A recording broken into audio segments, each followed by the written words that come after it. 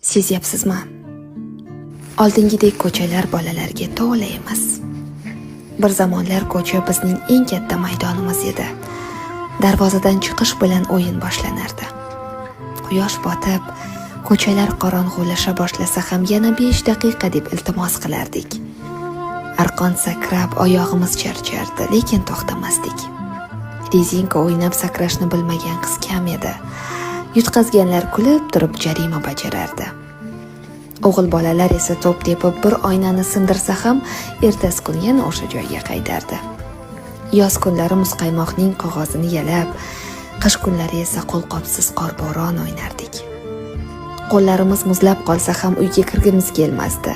Qor odam yasab unga ism qo'yardik, go'yo u ham bizning o'yinimizning bir qismi edi. Bugun esa ko'chalar jim. Derazalar ortida bolalar bor.